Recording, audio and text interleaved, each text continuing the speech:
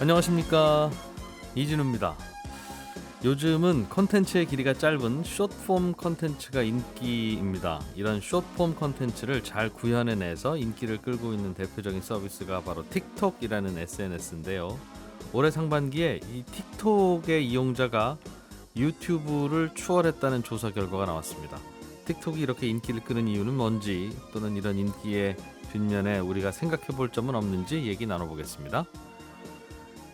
지금은 시계하면 스위스 시계가 제일 유명하고 가장 먼저 떠오르지만, 한때는 시계하면 일본이 떠오르던 시기도 있었습니다. 일본이 전 세계 시계 시장을 한때 주도할 수 있었던 이유는 전자시계라고 부르는 쿼츠 시계의 등장 때문이었는데요. 오늘 공부왕 이종훈 시간에는 지난 시간에 이어서 우리가 잘 몰랐던 시계 산업의 뒷이야기 들어보겠습니다.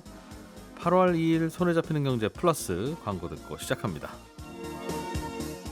살다 보면 호기심이 생기는 분야들이 꽤 있기에 마련인데요. 그렇다고 내가 시간 투자해서 공부하는 건 좀 어렵거나 귀찮고, 누가 내 대신 공부 좀 해서 쉽게 알려주면 좋겠다 싶을 때가 있으시죠? 그런 분들을 위해서 저희가 마련한 코너입니다. 매주 우리를 대신해서 열심히 공부를 해서 남주러 오신 분 공부왕 이종훈 작가 나와 계십니다. 어서 오세요. 안녕하세요. 예, 지난 시간에 스위스의 시계 산업에 대해서 저희가 공부를 같이 했었는데, 네. 방송 중간에 일본이 전 세계 시계 산업을 주름잡았던 시기도 있었다. 네. 저는 기억합니다. 저도 기억합니다. 예. 제가 이제 초등학교 다니던 시절이었던 네. 것 같아요. 그때가 언제죠? 그때가 70년대 후반, 80년대 초반. 네. 뭐 이럴 정확합니다. 때, 예, 그때 반에서 전자시계 카시오 뭐 이런 거 네. 차고 다니면, 야, 네가 반장해라. 카시오, 뭐 오리엔트, 세이코 뭐 그런. 뭐 이런 브랜드들이 굉장히 유명했죠. 그러니까 1970년대와 1980년대 초반까지 일본이 이 시기에 세이코를 앞세워서 예. 전 세계 시계 시장을 주도했다라고 볼 수 있는데, 세이코는 바늘 시계였죠. 정확히는 전자시계도 세이코는 있었어요. 전자식으로 움직이는 바늘 시계, 쿼츠 아날로그 시계라고 합니다. 우리가 흔히 그러니까 전자시계라고 우리가 하면 디지털 숫자로 나오는 시계는 예. 디지털 시계라고 부르고, 쿼츠 디지털 시계라고 부르고, 예. 쿼츠 초침, 분침, 시침 시계 바늘이 이렇게 움직이는 거는 예. 이제 쿼츠 아날로그 시계라고 하는데, 음. 쿼츠 아날로그 시계에는 쿼츠라는 글씨가 써져 있습니다. 그 QUART. 네, 석영이라는 Z. 뜻이죠. 예, 네. 쿼츠. 네. 그게 네. 들어가 있나 봐요, 시계 안에. 네, 석영이 들어가 있어요. 그러니까 석영에 일정한 주파수의 그 주파수를 가해주면, 네. 이게 전지를 통해서 주파수와 전기를 흘리면. 네, 전기를 흘리면 이게 일정하게 음. 1초마다 움직일 수 있다는 거죠. 근데 이제 쿼츠 시계와 기계식 시계의 차이를 보면, 같은 시침과 분침, 초침이 있더라도 초침이 움직이는 걸 보면 좀 알아요. 그러니까 쿼츠 시계는, 전자식 시계는 정말 똑딱하고 끊어지는 느낌이에요. 예. 근데 이제 기계식 시계는 이렇게 쭉 흘러가죠. 그건 태엽 시계. 네. 그렇게 구분하시면 되고, 실제로는 뭐 구분 가장 쉬운 방법은 네. 시계에 쿼츠라고 써 있으면 쿼츠 시계예요. 근데 근데 찌깍 이렇게 끊어서 좀 움직이는 끊어지는 건, 느낌이 들면 그거는 이건 쿼츠 시계다. 안에 전지 들어가는. 네. 근데 그때 하버드 비즈니스 스쿨이 내놓은 자료를 보니까, 일본의 세이코 같은 경우에 1977년에 연간 1,800만 개의 시계를 생산했더라고요. 예. 근데 이 1,800만 개 시계 안에는 쿼츠 아날로그 시계와 디지털 시계가 다 포함되어 있어요. 근데 이제 총 7억 달러, 우리 돈으로 9천억 정도의 매출을 올리면서 전 세계 시계 시장의 절대 강자로 군림했다. 네. 이렇게 묘사가 돼 있던데, 자료를 좀 더 찾아보니까 당시 2위가 티맥스사라는 회사였는데, 네. 티맥스가 생산량이 3,500만 개로 세이코보다 많았어요. 세이코보다 많았는데 매출이 4억 7,500만 달러, 6,200억입니다. 그러니까 네. 세이코에 비해서 물건은, 시계는 훨씬 더 많이 파는데 매출은 낮은. 네. 마치 지난 시간에 중국이 시계는 판매량으로 보면 전 세계 1위인데 수익 면에서는 스위스 시계 산업이 압도적으로 높다. 예. 이런 것과 같은 흐름이라고 볼 수 있죠. 그러니까 시계 산업의 지금 절대 강자들의 특성을 보면, 생산량보다는 생산량에 비해서 매출이 월등히 높아요. 비싼 거 판다 이거죠. 네, 비싼 거 파는 거죠. 네. 이후 이제 1978년부터 1982년까지 비즈니스 위키를 비롯해서 각종 경제지들이 앞다투어서 일본의 작은 시계방에서 출발했던 이 세이코라는 회사가 어떻게 전 세계 시장에 절대 강자가 됐는지를 분석하는 세이코 특집 기사들을 막 쏟아내면서 그래요. 커츠 시대의 정점이 왔음을 알려줍니다. 세이코가 시계 수리점에서 시작한 겁니까? 그럼? 시계빵, 시계 팔던데. 시계빵이면 와서 시계 보고 시계 사가세요 하는 시계 전시해 시계 가게. 예. 그래요. 백화점 안에 있는 시계 가게. 였었어요? 예. 근데 그 백화점도 샀대요 나중에. 세이코가 굳이 왜? 그 터가 중요하니까. 세이코의 출발점이니까. 백화점에서 약간 서름을 당했던 모양이에요. 세이코 홈페이지에 들어가 보니까 연역이나 여러 가지 뭐 기록들이 많이 있던데 세이코 홈페이지를 보니까 세이코는 1881년에 도쿄에서 하토리 시계점이라는 이름으로 시계방의 문을 열어서 시계를 네. 판매해 왔다 그래요. 네. 그러다가 11년이 지나서 1892년에 세이코사라고 이름을 바꾸면서 시계를 이제 직접 제작해서 팔겠다. 역사는 라고 굉장히 한답니다. 오래됐군요. 네, 100년 1800년. 넘었네요. 1800년대 네. 후반이면. 근데 이제 이 당시만 하더라도 세이코사가 이제 기술이 그렇게 뛰어나지 않으니까 예. 커다란 벽시계를 만들어 팔았다 그래요. 괴종시계. 네. 땡, 벽시계, 개종시계 땡, 이런 거 예. 만들어서 팔았는데 시간이 잘 안 맞았대요. 그 태엽으로만 하는 거라서. 네. 그리고 이 당시만 하더라도 실제로 이건 세이코사가 홈페이지에서 인정하고 있던데 예. 일본 같은 경우는 1950년까지 품질이 그렇게 좋지가 않았다 그래요. 시계의 품질이. 시간도 잘 안 맞고 예. 고장도 잘 나고 품질과 기술 면에서 유럽이랑은 비교할 수가 없을 정도였다. 열악했다. 크게 뒤처져 있었다. 뭐 이렇게 인정을 하고 있는데 세이코가 유명해진 거는 1913년에 일본 최초로 손목 시계를 만드는 데 성공합니다. 그러면서 일본에서 주목받는 시계 회사가 되는데 네. 어쨌든 1950년대까지 이제 세이코가 품질 면에서 유럽이나 미국 회사에 너무 뒤처지니까 네. 세이코로서는 같은 시계를 만들어서는 우리가 더 이상의 그 성장이 어렵겠다라고 생각해서 1960년에 접어들면서 네. 60년부터 이른바 전자식 시계, 즉 커츠 시계 개발에 몰두를 하기 시작합니다. 예. 그리고 1960년대의 마지막 크리스마스 1969년 12월 25일에 세이코가 전기 배터리로 초침과 분침, 시침을 움직이는 세이코 아스트론이라는 이름의 커츠 아날로그 손목 시계를 내놔요. 그러면서 세이코는 본인들의 의도와는 전혀 상관없이 관계없이 얼떨결에 커츠 혁명의 선두주자가 됩니다. 이게 이제 태엽 안 감고 네. 배터리로 돌아가는 최초에 이게 쿼츠라고 하는 석영에다가 석영에다가 일정한 주파수와 전- 전압을 가해서 음, 초침과 시침, 분침을 움직이게 하는. 정확하게 여기 전기가 흐르면 이게 막 석영이 조금씩 진동을 하는데 네. 1초에 뭐 32,000 몇 번인가 그거를 이제 정확하게 그렇게 하는데요. 잡아내는 그걸로 예. 한다 그래요. 근데 이제 기술적으로 그렇게 어렵지가 않다 그러더라고요. 네. 제가 이제 그렇겠죠? 얼떨결에 이제 세이코가 커츠 혁명의 선두주자가 됐다 그랬잖아요. 네. 근데 사실 세이코가 10년 가까이 이걸 연구 개발을 했다라고 주장을 하는데 실제 세이코도 미국에 그 전에 나와 있던 기술들을 보고 많이 연구했고 그렇겠죠. 미국이나 이런 곳에서도 상당히 이 부분에 대해서는 연구가 돼 있었고 심지어 스위스 같은 경우는 세이코 이전에 이미 그 커츠 석영과 배터리를 이용한 그 회종시계, 예. 그러니까 손에 들고 다니는 시계를 그 만들었다 그래요. 손목 시계는 아니지만 예. 좀 크기가 컸지만 목에다 걸고 다녀도 네. 될 만한 그런 그 줄 달린. 네 그러다 보니까 세이코가 처음으로 만든 것도 아닌데 이게 기술이 너무 쉽잖아요. 어떻게 보면. 예. 그리고 세이코가 특허는 등록합니다만 특허를 피해 갈 수 있는 방법이 너무 많아요. 그러니까 세이코가 1969년 12월 25일에 자신들의 말에 의하면 세계 최초로 커츠 아날로그 손목 시계를 세상에 공개했는데 예. 1970년 4월에 바젤에서 스위스 바젤에서 예. 시계 박람회가 열립니다. 음. 그때 굉장히 많은 회사들이 커츠 아날로그 손목 시계를 출품해요. 그 몇 달 안에 그 기술이 센 거예요? 몇 달 안에 다 따라 만들 수 있다는 거죠. 분해해 보니까 이 별거 아니네. 이거 뭐 그런 것 같아요. 했던.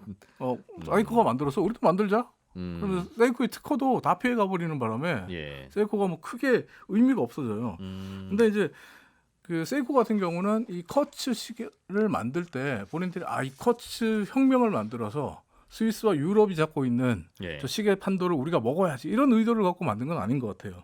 왜냐하면 여러 가지 이유가 있지만 가장 큰 이유는 가격 때문이에요. 커츠 손목 시계가 사실 전자시계가 예. 일반 대중들에게 큰 인기를 얻었던 가장 결정적인 이유는 가격이 싸다는 거였거든요. 얼마였어요? 그럼 최초의 그 전자시계? 세이코는 최초의 이 아스트론이라는 시계를 얼마에 내놨냐면 블룸버그 기사를 보면 네. 1969년 12월 25일 출시 당시 가격을 45만 엔으로 책정했다 그래요. 1969년 사- 12월 45만 엔. 그럼 지금 환율로 해도 거의 우리 돈으로 500만 원인데. 네. 그리고 그때 당시 45만 엔이면 네. 도요타 자동차 한 대를 산다 그래요. 아, 그때 환율로 생각하면 더 비쌌군요. 그러니까 도요타 자동차 한 대 값으로 이게 싸다고 시계를- 내놓은 거예요? 그런데 싸다고? 아니요, 자신들은 이 가격이 맞다고 생각한 것 같아요. 10년간 연구 개발했으니까 아, 연구 개발비도 좀 뽑겠다는 의도가 깔려 있었겠죠. 그런데도 불구하고 태엽 감는 시계 안 하고 이걸 한 이유는 그래도 이게 좀 더 싸서 이걸로 했다는 거일 거 이걸로 아니겠어요? 시장의 돌파구를 만들어 보겠다고 생각했는데 그럼 당시에는 시계 안 팔리죠. 보통 시계는 더 비쌌다는 뜻입니까? 더 비싼 것도 있었죠. 와. 근데 안 팔리니까 그 지난주에도 말씀드렸지만은 시계는 정말 고가의 사치품이었거든요. 예, 예. 근데 이제 세이코 입장에서는 그렇다고 해서 가격을 확 낮출 생각도 없었던 거예요. 그러니까 이런 어마무시한 가격 때문에 잘 안 팔려요, 아스트론이. 예. 그리고 다른 회사들도 이제 다 만들 수 있게 되니까 예. 세이코도 1971년까지 더 이상 아스트론을 안 만듭니다. 그냥 내놨다가 그냥 한번 실패- 내놨다가 그다음에 내놨다가 안 실패한. 만들어요. 예. 네.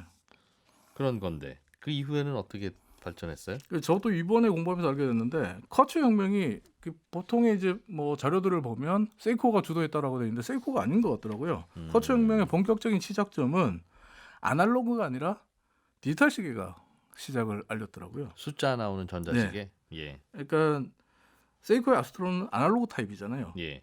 근데 디지털 시계, 그러니까 소위 말해서 뭐 시계 바늘 없이 숫자만 나오는 예. 순수한 디지털 시계는 1972년 4월에 미국의 펜실베니아주에 있던 해밀턴이라는 회사가 펄사라는 이름의 디지털 시계를 내놓으면서 세상에 예. 최초로 디지털 시계가 나왔는데 세계 최초의 디지털 시계인 펄사 같은 경우에 시계 케이스 옆에 이렇게 버튼이 하나 있어요. 예. 이 버튼 누르면 디스플레이, 아. LCD 디스플레이, LED 디스플레이에 불이 들어오면서 숫자가 아. 탁 떠요. 현재 시간이 알려져요. 또 잠시 후면 꺼지고 네. 시계 볼 때마다 버튼을 눌러야 네. 되는 그런 방식이었군요. 네. 그런 방식으로 만들었는데 가격이 예. 비쌌어요. $2,100. 우리 돈으로 한 274만 원 정도. 와. 굉장히 비쌌는데 그래도 상당히 인기를 끌었어요. 왜냐하면 이 디지털 시계는 기존의 기계식 시계와는 전혀 다른 느낌이잖아요. 그렇죠. 뭐 시계 바늘이 없고 왠지 좀 최첨단의 느낌을 주고 그래서 상당한 인기를 끌게 됐고 예. 이후에 이걸 보고 많은 전자회사들이 저 시장 괜찮네. 저것도 만들기 어렵지 않아. 우리도 네. 만들자. 전자회사들이 막 뛰어듭니다. 그러니까 이렇게 시장에 공급자가 많아지니까 가격은 어떻게 되겠어요? 내려가겠죠. 예. 그리고 가격이 내려가는 추세에 또 미국과 유럽에서 생산 기지를 홍콩, 대만, 한국, 싱가포르 등으로 옮겨요. 가격은 더 떨어질 수 있죠. 네. 그런데 1974년에는 $125, 16만 원 정도까지 떨어집니다. 그러면 이 디지털 시계 기술이 재밌는 게 이게 가격이 떨어지는 과정에서 홍콩, 대만, 한국, 싱가포르로 공장 이전을 많이 했잖아요. 네. 그러면서 홍콩, 대만, 한국, 싱가포르이 시계 산업의 중심지 발전을 할 수 있는 계기를 마련합니다. 80년까지 전 세계 시계의 50% 이상이 네. 홍콩에서 만들어졌거든요. 어허. 그리고 대한민국 같은 경우에 삼성그룹이 삼성시계라고 해서 시계 사업한 거 아세요? 있었어요. 상승 네. 시계라는 계열사가 네. 있었던 걸로 그래서 기억해요. 계열사가 지금 네. 분사해서 없어졌나? 그런데 네. 한때는 삼성에서 시계를 만들어서 팔았어요. 그리고 세이코 역시 이 시기, 그러니까 1970년, 75년 이전까지는 예. 디지털 시계를 많이 팔았어요. 그러니까 세이코 광고, 예전 광고, 뭐 잡지 광고 이런 거 보면 예. 전부 다 디지털 시계예요. 음. 커츠 아날로그 시계보다는 디지털 시계 광고가 훨씬 더 많았고, 네. 그러니까 이게 그 사람들이 이제 가격이 내려가니까 한 16만 원 정도 하니까 매력적이잖아요. 근데 그때 16만 원이면 지금 16만 원 느낌이 아닐걸요. 다르죠. 다르지만 생각해 보세요. 예. 200만 원, 300만 원, 400만 원 하는 시계가 뭐 이제 내가 큰맘 먹고 큰맘 먹으면. 큰맘 먹고 한번 지르면 네. 나도 내 손목에 시계를 채울 수 있는 거예요. 맞아요. 아빠 월급 40만 원 이렇게 네. 할 때였을 테니까. 그러니까 애들 생일 선물로 입학 선물로 시계 받는 게 꿈이었잖아요. 예. 70년대만 하더라도. 음. 그 정도로 이제 디지털 시계 가격이 내려가면서 디지털 시계에 대한 사람들의 호감도가 높아지고 그러면서 이제 너도 나도 디지털 시계를 차기 시작하는 거예요. 음흠. 그러니까 70년대 후반까지만 해도 대한민국에서 시계 차고 있는 어린애들 보기 힘들었거든요. 예. 근데 80년대부터 좀 많이 늘어나요. 음. 그런 상황이 되는데 네.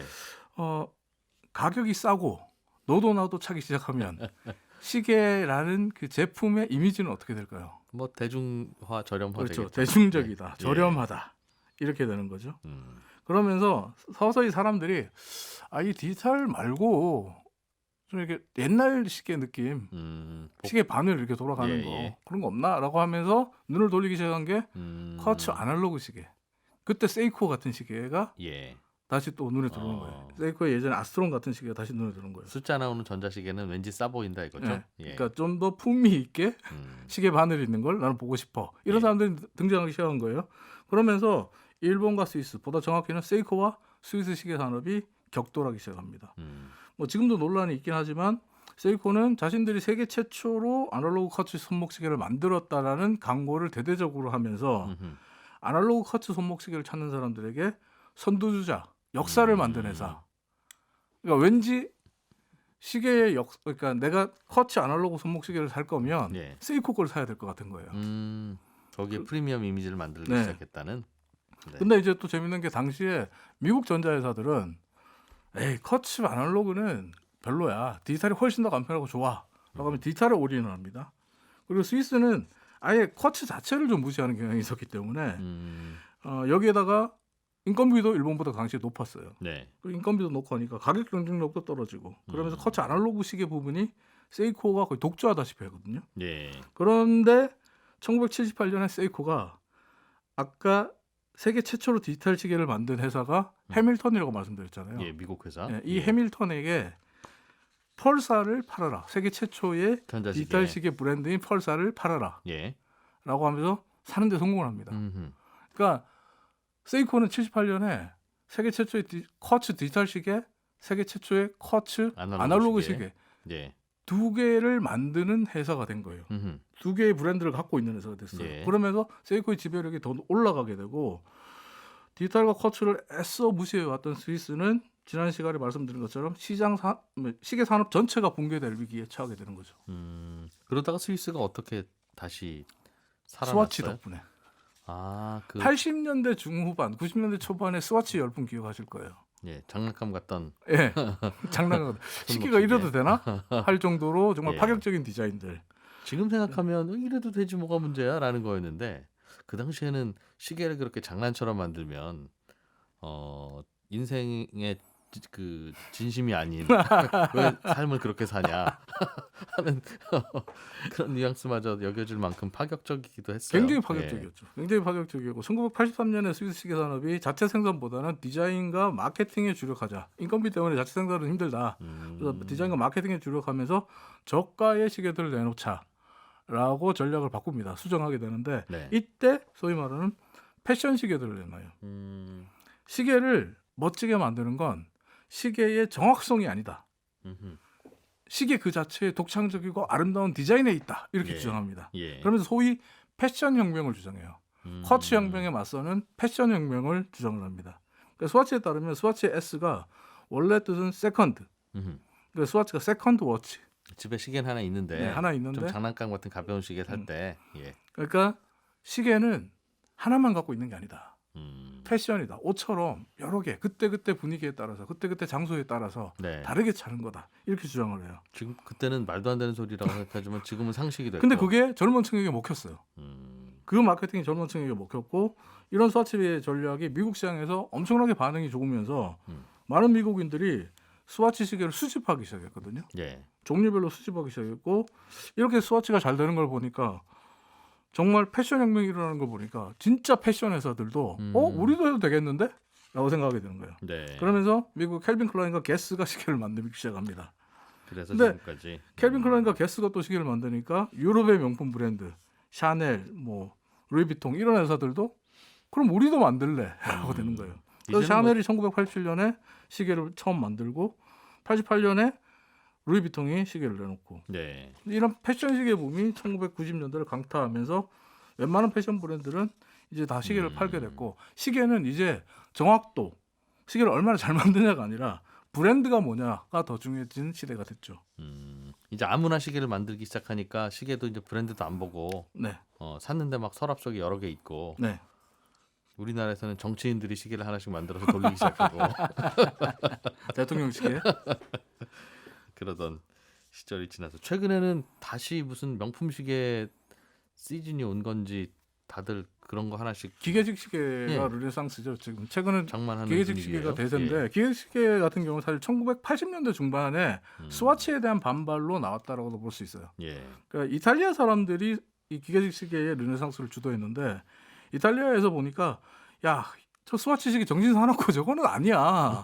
그래서 빈티지 유행을 옛날로 찾습니다. 돌아가자. 그러면서 기계식 시계에 눈을 돌리게 되고 그러면서 이제 레벤 같은 선글라스 쓰잖아요. 그러면 옛날 2차 대전 때 공군들이 차고 있던 공군 파일럿들이 차고 있던 시계를 찾게 되는 거예요. 그러면서 기계식 시계가 유행을 하게 되고 이것이 90년대 일본을 시작으로 2000년대 홍콩, 한국, 2010년대 중국으로 이어지면서 아시아 시장이 지금은 기계식 시계, 스위스 고가의 시계, 명품 비싼 시계를 시계. 끌고 가고 있다. 이렇게 보시면 되는데 네. 앞서 80년은 그 제가 패션 혁명이라고 했잖아요. 네. 이제 2020년 지금까지 2000년대 흐름은 명품 혁명이다. 이렇게 보시면 될 것 같습니다. 전 세계에서 스위스 시계를 제일 많이 수입하는 나라가 1등이 중국, 3등이 홍콩이래요. 예. 네. 공부왕 이종훈 작가였습니다. 고맙습니다. 감사합니다. 네, 저희는 광고 잠깐 듣고 2부로 오겠습니다. 예, 누구보다도 빠르게 최신 트렌드를 그러면서도 또 남들과는 다르게 살펴보는 시간입니다. 트렌드 리포트 오늘은 미래사회 IT연구소의 김덕진 소장님과 함께합니다. 어서 오세요. 네, 안녕하세요. 김덕진입니다. 예, 요즘엔 유튜브가 대세죠? 유튜브가 대세라고 생각하시는 분들은 예, 이제 벌써 이제 내가 슬슬 나이가 들었구나라고 생각하시면 될 것 같아요. 아니에요. 이제 겨우 유튜브에 좀 적용했구만. 이제 대세가 끝났어요? 이제 모든 건 이제 시대와 세대 변화가 있는데 저희 세대에서는 유튜브가 대세인데 네. 그 밑에 친구들도 있잖아요. 예. 네, 이제 이 밑에 친구들, 그러니까 쉽게 말하면 지금 10대 혹은 이제 10대보다 더 어린 뭐 알파 세대라고 불리는 이제 뭐 7, 8세 네. 뭐 이런 친구 최근에 이제 디지털 네이티브 시대니까 그런 친구들부터 이런 온라인을 많이 보잖아요. 그런 친구들한테는 이제 대세가 유튜브가 아니라 다른 게 생겼습니다. 그래요? 네, 아직 다들 유튜브에 열광하는 것 같던데 뭐가 네. 추격하고 있습니까? 참 이게 재밌는 건데 우리나라에서는 유독 이제 관심을 못 받는 앱이라고 저는 개인적으로 보는 틱톡입니다. 틱톡. 틱톡. 네, 그러니까 이게 틱톡이 실제 데이터로 보면은 이 최근에 이 뜨거운 열풍을 알 수 있는데 네. 2022년 7월 25일에 이제 앱 시장 조사 기관인 데이터 AI라는 데서 전 세계적으로 1분기에 틱톡의 1인당 평균 월 평균 사용 시간을 분석을 해봤어요. 그러니까 네. 이게 뭐 연령 세대를 떠나서 안드로이드 폰 중심으로 해서 중국을 제외한 전 세계로 봤을 때 이게 1인당 월 평균 사용 시간이 23.6시간이었습니다. 네. 유튜브가 23.2시간이었어요. 그 말은 전 세계적으로 1인당 평균 월 사용 시간을 유튜브보다 이제 틱톡이 넘어서기 시작했다라는 겁니다. 네. 저는 이게 영상 개수로 세는 줄 알고 음.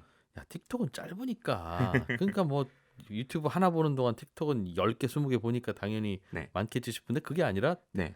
이용 시간이네요. 네, 맞습니다. 이제 월 평균 이용 시간이 늘었다. 그리고 이제 더 중요한 거는 지금 제가 이런 얘기하면 난 틱톡 안 쓰는데 하시는 분들 많을 거예요. 근데 네. 그런 분들 빼고도 월 평균에서 유튜브를 넘어섰으니까 쉽게 말하면 쓰는 이른바 헤비 유저라고 하는 사람들은 엄청나게 많이 쓴다는 거예요. 이거를 예. 좀 보여줄 수 있는 게 10대로 좀 포커스를 잡아볼게요. 테크크런치에서 실제로 이제 지난 7월 14일에 2021년 말에 만 4세에서 18세까지 그러니까 유아 청소년기죠. 네. 유아 청소년기의 하루 평균 틱톡 시청 시간을 봤거든요. 근데 이때 유튜브 평균 사용 시간이 하루에 56분이었어요. 네. 근데 틱톡이 91분입니다. 그러니까 와. 이미 틱톡을 유튜브보다 30분 이상 보고 있고 디즈니 플러스, 넷플릭스, 아마존 프라임 같은 OTT 모두 다 이런 것들도 다 사용 시간이 틱톡보다 적습니다. 그러니까 지금 전 세계적으로 어쨌든 1, 20대 사이에서는 가장 많이 보고 많이 오래 머물러 있는 앱이 틱톡이다라고 얘기할 수 있을 것 같고요. 예. 실제로 이제 2021년에 페이스북하고 틱톡이 동일하게 19.6시간, 그러니까 전체로 봤을 때 그런데 올 1분기에 페이스북은 오히려 소폭 할애해서 19.4시간이 됐고 틱톡은 23.6시간이 됐거든요. 그래서 이만큼 그 사용 시간도 많고 전 세계적으로 가장 많이 이용자가 찾는 서비스로도 이미 2021년 12월에 월스트리트저널에서 분석을 했을 때 사이트에서도 방문자가 가장 많은 상황이라고 보시면 될 것 같아요. 그리고 실제 다운로드도 전 세계에서 가장 많이 받고 있는 앱 1위이고 이 활성 이용자 수라고 하잖아요. 실제로 이제 이용하는 게 작년에 이 틱톡의 활성 이용자 수가 10억 명이었거든요. 네. 근데 이게 지금 15억 명을 돌파했고 전 세계적으로 이제 16억 명에 근접하고 있는 상황이라고 볼 수 있을 것 같습니다. 주로 이게 중국 회사입니까 이게? 네, 맞습니다. 이제 바이트댄스 이제 알고 있는 중국 회사고요. 근데 이제 그 틱톡이 이제 중국용 앱이 따로 있고 네. 중국 외에서만 사용하는 앱이 있는데 지금 네. 모든 통계는 중국 외에서 사용하는 것들입니다. 그러니까 아. 중국의 사용 시간을 제외하고도 이렇게 됐다라고 보시면 돼요. 저도 중국은 유튜브가 안 된다면서요. 네네. 그러다 보니 중국에서는 다 그럼 그냥 나라에서 몰아주는 틱톡이니까 네. 곱하기 인구수 하면 얼마나 많겠나 네. 그런 거죠?라고 여쭈려고 했는데 네. 그거 빼고도 그렇죠. 중국 안에서 보는 건 빼고도 네. 유튜브를 이긴다. 그러니까 이게 참 어떻게 보면 이렇게 그렇게 짧은 영상을 이렇게 오래 봐 하시는 분들도 있을 거고 나는 네. 안 쓰는데 이게 1등이야 이렇게 놀라시는 분들도 있을 텐데 그만큼 10대들 사이 20대 초반에서 아주 전 세계적으로 뜨거운 열풍이다라는 걸 또 역으로 볼 수 있는 거라고 볼 수 있을 것 같습니다. 유튜브에는 없는데 여기에만 있는 게 있으니까 이쪽으로 몰릴 거 아니겠습니까? 네. 그게 뭐예요? 일단은 우리가 과거에 숏폼이라는 얘기 그 전에 혹시 스낵 컬처라고 들어보셨어요? 스낵 컬처? 정말 심각하지 않고 짧게 보고 네. 끝낼 수 있는 재밌는 썸띵. 그쵸. 그때 말했던 스낵 컬처의 시간이 10분에서 15분 정도였어요. 그러니까 우리가 스낵 하나 먹고 과자 먹고 이렇게 편하게 볼 수 있는 그때가 뭐였냐면 우리가 말하는 공중파나 일반적인 예능을 10분이나 15분짜리 시간으로 줄었을 때 네. 그때 보고 사람들이 이거 시간이 이걸로 다 돼? 이걸로 영상을 다 표현할 수 있어? 이러던 게 몇 년 전이거든요. 네. 근데 아시겠지만 틱톡은 거의 1분 전후예요. 1분 전후. 초반에는 15초였는데 그게 이제 뭐 1분 최근에 뭐 몇 분 이상으로 늘기도 했는데 그 안에서 컨텐츠를 압축적으로 더 표현하는 거죠. 그래서 우리가 이른바 이걸 숏폼이라고 최근에 얘기를 하죠. 그 숏폼으로 초반에는 뭐 예를 들면 뭐 춤추고 이렇게 약간 그 뭐 예쁜 사람들이 나오거나 즐거운 엔터테인적인 요소만 있었는데 이런 것들이 최근에 컨텐츠들이 좀 많아지고 있어요. 뭐 예를 들면 최근에 좀 이슈가 됐었던 것 중에 하나가 북톡 챌린지라는 게 있어요. 북톡 챌린지. 그게 뭐예요? 그러니까 북이 책이잖아요. 네. 그 톡이 이제 틱톡이니까 예를 들면 우리가 옛날에 춤추는 챌린지 이런 거는 뭐 많이 보셨잖아요. 틱톡에서 무슨 춤 따라하고 연예인들 하듯이. 네. 근데 북톡 챌린지는 뭐냐면 책을 읽는 독후감이나 내가 네. 이 책이 좋다라는 걸 설명하는 이런 챌린지예요. 근데 이게 참 재밌는 게 1분이나 보통 길어도 짧으면 15초 아니면 대충 한 1분 전후에 책을 임팩트 있게 설명을 해야 되잖아요. 예. 그러다 보니까 제가 이제 북톡 챌린지의 영상들을 보면 우리가 보통 아는 그 책을 설명하는 거는 좀 달라요. 예를 들면 우리가 책을 예전에는 뭐 이 책이 어떻고 내용이 어떻고 작가를 모시고 그러면 1분이 쑥 지나가잖아요. 네. 그래서 제가 아주 임팩트 있게 본 대부분의 북톡 챌린지를 일단 웁니다. 울고 있어요. 딱 영상이 시작되면 그 이제 어떻게 보면은 책을 읽은 사람이 막 울고 있어요. 너무 감동을 받았다는 거예요. 그러면서 울면서 이거는 제 인생을 바꿔준 책이에요. 막 뭐 예를 들면은 이거를 봤을 때 내가 뭐 예를 들면은 자살을 하고 싶었었던 마음이 있었는데 그게 고쳐졌어요. 뭐 아니면 이 책을 봤더니 막 이러면서 쉽게 말해서 짧은 시간에 사람들을 이렇게 이제 후킹이라고 그러죠. 책 이야기가 아니라 책 광고네요. 그럴 수도 있는데 그게 광고라고 볼 수도 있지만 광고라기보다는 일반인들이 그냥 이런 것들을 자발적으로 올린다는 게 중요한 거예요. 그러니까 내가 이 책에 대해서 임팩트 있게 본 거를 네. 짧게 얘기를 해야 되다 보니까 그 짧은 거를 사람들이 관심을 가질 수 있는 형태로 하는 거죠. 근데 이러다 보니까 실제로 뭐 우리가 음원 역주행 얘기 나오잖아요. 그런 예. 것처럼 책이 실제로 미국에서 역주행하는 경우도 있습니다. 예를 들면 이제 They Both Die at the End라는 책이 있는데 그 책의 그 해시태그를 포함한 동영상 조회수가 갑자기 3,700만 건 이상 올라간 거예요. 그 책의 내용에 대해서 언급한 짧은 동영상이 아니라 네. 그러기에는 너무 시간이 없으니까 네네. 그냥 읽고 난 감정과 느낌에 대해서 표현하는 영상. 거의 그런 중심이죠. 그러니까는 줄거리는 조금만 얘기하지만 줄거리에 대한 게 먼저 시작하는 게 아니라 예를 들면 왜 당신이 이 책을 읽어야 됩니까? 뭐 이런 거라든지 아니면 너무 임팩트가 있었어요. 이런 식의. 그러니까는 네. 우리가 아는 그 기존에 1시간짜리를 15분, 10분으로 줄였을 때 문법이 달라졌잖아요. 네. 그런 것처럼 15분, 10분을 또 1분대로 줄여야 되다 보니까 그 문법이 조금씩 달라지고 있다는 게 전 임팩트가 있었던 것 같아요. 이해는 돼요. 네, 예. 실제로 그래서 이제 그 이런 것들이 영상이 이제 좀 화제가 되다 보니까 우리가 알고 있는 뭐 반센 노블스 같은 이런 미국의 오프라인 그가 온라인을 같이 갖고 있는 서점들이요.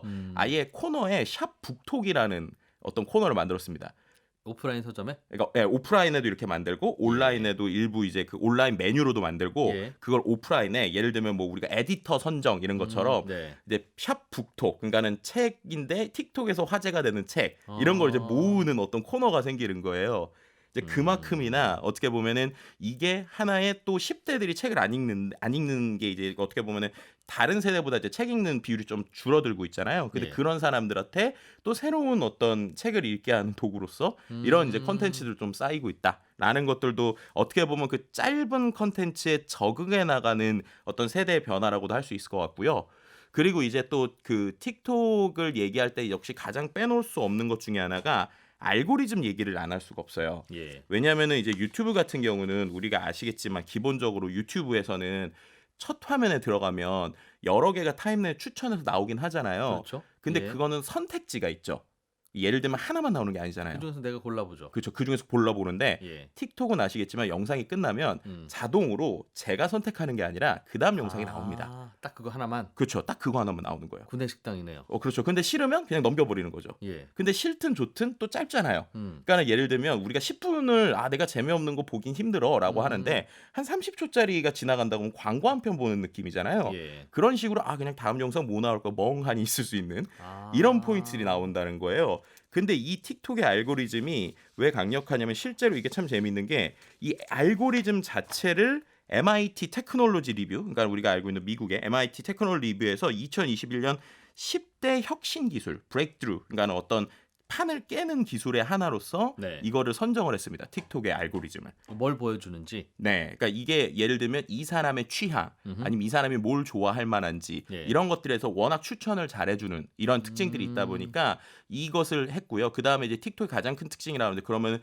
추천을 해줄 때 그 영상의 어떤 포인트들 중에 다른 소셜 미디어에 갖고 있지 않은 특징이 뭐가 있냐면 이 사람이 지금 당장 틱톡을 시작해서도 어떤 팔로우 수가 없거나 조회수가 쌓이지 않았어도 틱톡의 추천 영상이 많이 올라간다는 거예요. 초보자가 처음 올린 영상도. 네.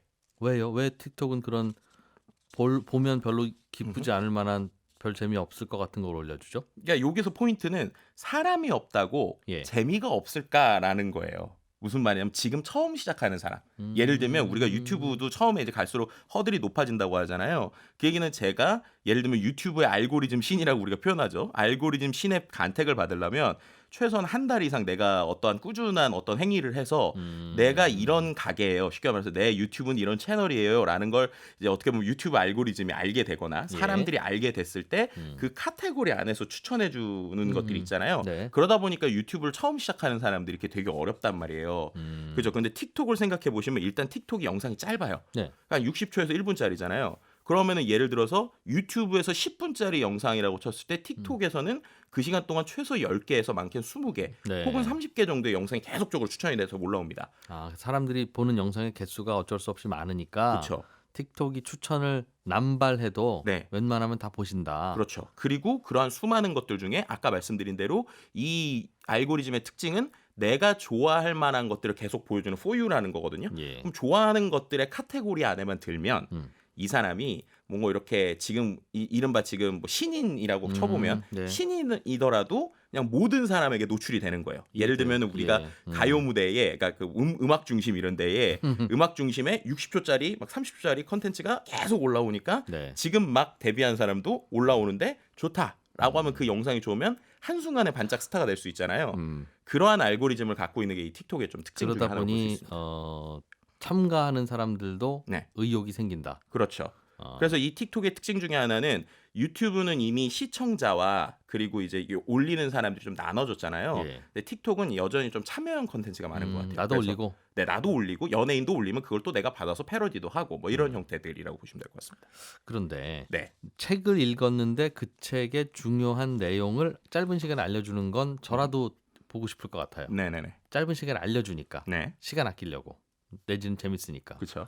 그런데 그 책을 읽고 난 감정을 너무 슬펐어요. 세상에 이렇게 슬픈 게 있나? 네. 아직도 눈물이 나네요. 네. 네. 이 영상을 음흠. 왜 많이 봐요? 그걸? 그러니까 이게 제가 볼 때는 공감의 포인트라는 것 같아요. 그러니까는 우리가 생각을 해보면 유튜브 크리에이터 시대가 생겼을 때 네. 기존과 가장 큰 차이 중에 하나라고 저는 생각하는 건 기존에는 우리가 잘 매끈하게 잘 정리되어 있는 방송국 형태의 이러한 포맷의 영상들이 있었는데 네. 그 유튜브로 오면서 개인이 되게 친근하게 이 사람들에게 어떠한 정보든 재미든 이런 걸 전달해주는 예. 이른바 크리에이터의 시대들이 열렸잖아요. 네. 그게 한 단계 더 내려가는 거라고 저는 생각해요. 예를 들면 틱톡에서 정보와 재미가 없어도 된다. 그러니까 정보와 재미가 아니라 내 친구가 그냥 얘기해 주는 것 같은 것들을 소구하는 거라고 보는 거거든요. 그러니까 정보와 재미는 없죠. 근데 그 안에서 이제 예를 들면 감정이나 홍보라는 게 아. 그러니까 정보와 재미라고 하는 어떤 정의 자체도 과연 우리가 어떻게 생각해 봐야 될까라는 얘기를 해보고 싶은 거예요. 하기야. 하기야. 어린아이들 둘이서 대화하고 노는 걸 옆에서 보면 그렇죠. 정말 정보와 재미가 없는데 둘이 진짜 재밌게 놀아요. 그렇죠. 그러니까 이게 참 좀 뭐 또 재미있는 것 중에 하나가 실제로 저는 이 조사 결과가 좀 재밌어서 이 방송을 좀 해야겠다고 생각한 건데 굳이 틱톡이 아니더라도 네. 최근에 쇼폼과 관련돼서 영국에서 조사한 게 있어요. 뭐가 있냐면 이제 영국 방송 규제 당국인 오프콤에서 2021년, 2022년 영국 뉴스 소비 보고서를 냈는데 네. 여기서 뭐 예를 들면 10대가 전통적인 뉴스 채널이 아닌 소셜 미디어에서 뉴스를 주로 소비한다. 이건 뭐 요즘에 다 당연한 거니까요. 근데 거기에서 틱톡의 지금 그 상승률이 상당합니다. 왜냐하면 지금 전체적으로 보면 네. 10대 중에 29% 영국 기준으로 10대 중에 29%는 인스타그램으로 그 뉴스를 소비한다고 하고 28%가 틱톡 그리고 유튜브거든요. 네. 그러니까 유튜브랑 틱톡의 비율이 똑같아요. 근데 틱톡으로 뉴스를 보는 영국 인구가 2020년 80만 명에서 2022년 390만 명까지 훅 늘어났습니다. 근데 여기서 재밌는 게 그 소비자들의 절반이 16에서 24세거든요. 예. 그럼 틱톡으로 뉴스를 보잖아요. 예. 근데 뉴스 내용을 신뢰하십니까라고 물어봤을 때 음. 신뢰한다는 비율이 30%밖에 안 됐다는 거예요. 아, 본인들도 보면서도 신뢰는 안 해. 네.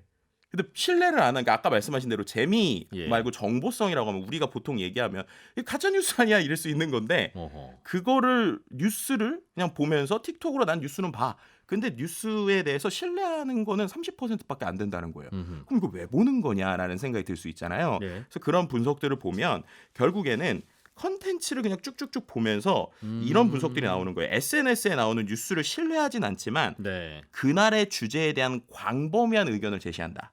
이게 말이 어렵지만 쉽게 말하면 친구들한테 뉴스 하나 주고 너 어떻게 생각해? 너 어떻게 생각해? 막 이러면서 토론하거나 대화한다. 라는 거예요. 그리고 허튼 소리를 하는 것도 안다. 네. 허튼 소리 나면 또 허튼 소리 하네? 라고 하면서 자기만의 생각을 만들거나 그러니까 또 그 다음에 자기가 영상을 또 틱톡에 올리는 겁니다. 아하. 네. 그럼 그렇게 생각을 하면 이건 하나의 소셜미디어적인 행위라고도 볼 수 있거든요. 예. 그러니까 우리가 예전에 페이스북에 글을 올리고 누군가가 댓글을 달면서 커뮤니케이션하는 행위를 했잖아요. 네. 그런 관점으로 틱톡에서는 10대들이 영상을 올리고 그 영상에 대해서 나의 생각을 올리고 하는 게 일종의 커뮤니케이션 같은 형태가 되고 있다라는 거고요. 근데 이런 것들은 어떻게 보면 분명히 기존 세대 저도 그 가짜 뉴스를 그렇게 많이 보면 자기가 신뢰하지 않는 뉴스들을 보면 네. 내 생각이 좀 이상해지는 거 아닌가라는 좀 어떤 우려감이 분명히 있거든요. 자기가 아무리 이게 신뢰하지 않는 여러 가지를 보다 보면 정말 그런가라는 생각을 할 수 있는 거잖아요. 그냥 틱톡을 갖고 하루 종일 사신다는 뜻이네요. 그러니까 거기에 뉴스가 나오면 뉴스를 그쵸. 본다. 그리고 그쵸. 딴 거는 난 안 본다. 시간 없어서. 네네네. 근데 신뢰는 안 한다. 그러니까 이거를 이제 우리가 마치 처음에 유튜브 나왔을 때 유튜브를 미디어로 봐야 되냐 아니면 유튜브를 우리가 뭐 비즈니스로 어떻게 생각해야 되냐 이런 고민들의 시작이 네. 지금 틱톡에서도 필요한 시대인 것 같아요. 그래서 이 틱톡을 받아들이는 10대들이 과연 이 틱톡을 아까 말씀하신 대로 네. 하루 종일 얘네 사는 애들한테 뭐를 해줘야 더 좋을 거고 또 어떤 비즈니스를 만들면 좋을 거냐에 대한 네. 고민들이 좀 생기는 것 같은데 그런 고민 중에 대표적으로 틱톡이 최근에 인도네시아 중심이긴 한데 커머스를 시작을 했어요. 그러니까 그 안에 마치 인스타그램에도 샵이라고 하는 게 요즘에 생기고 있거든요. 그거 보다가 마음에 들면 사는 거. 네네 그런 것처럼 이제 커머스를 실험을 하기 시작했어요. 되겠네요. TV 홈쇼핑이 그렇게 된 거잖아요. 그렇죠. 그리고 여긴 또 크리에이터들이 있으니까 그렇게 되면 그 영상을 올리는 사람들에게 어떤 그 혜택을 줄 수 있는 그 사람들이 뭔가 서포트를 할 수 있는 이런 형태들도 충분히 가능하지 않을까 싶기도 합니다. 이걸 어떻게 봐야 되겠습니까? 그러니까 이게 보통은 처음엔 유튜브 보다가 나이가 들면 난 유튜브는 안 봐. 요즘 그렇지는 않잖아요. 그 그렇죠. 안에서 이제 그 취향에 맞춰서 컨텐츠도 만들어지니까. 네네. 그런데 틱톡은 어떻게 보세요? 예를 들면 짧은 콘텐츠 안에서는 네. 신냉정 시대의 동북아 3국이 나아갈 길에 네. 대해서 짧은 시간에 이걸 설명해 주기는 어렵지 않지 않겠습니까? 아 저는 가능하다고 봐요. 그게 그쪽에서 가능하다. 네, 실제로 뭐 예. 마지막에 이런 얘기하면 좀 그렇지만 저도 틱톡을 하는데 제 틱톡 팔로워가 12,000명 정도 되거든요. 저는 틱톡에서 IT를 합니다. 근데 IT를 하는데 솔직히 말하면 저는 그렇게 못 만들겠어요. 근데 저를 만들어주는 MCN이 있는데 네. 거기가 다 20대 초반 분들이세요. 그러니까 결국에는 문법이 달라지는 것을 해석할 수 있는 역량이 있는 또 더 그 밑에 세대의 프로듀서나 편집자들이 생긴다면 아, 그것을 또 해설할 수 있다는 그 거고요. 취향과 어떤 트렌드와 느낌만 살리면 그쵸. 신냉전 시대의 동북아 3국에 나아갈 길을 네. 틱톡에서 20초 만에 재밌는 영상으로도 만든다. 30초짜리 시리즈로 4개를 만듭니다. 아, 그런 네. 방식으로. 그러면서 이제 다음 편으로 후킹할 수 있게 마치 광고가 시리즈로 이어지는 것처럼 예. 그런 형태의 컨텐츠들이 최근에 좀 많아지고 있고요. 하우투와 관련된 검색들도 그래서 최근에 좀 늘어나고 있다. 이런 얘기도 드릴 수 있을 것 같아요. 그렇군요. 재밌게 잘 들었습니다. 미래사회 IT연구소 김덕준 소장이었습니다. 고맙습니다. 네, 감사합니다. 네, 손에 잡히는 경제 플러스 오늘은 여기까지입니다. 저는 내일 아침 8시 30분에 또 손에 잡히는 경제에서 찾아뵙죠. 이진우였습니다. 들어주신 여러분 고맙습니다.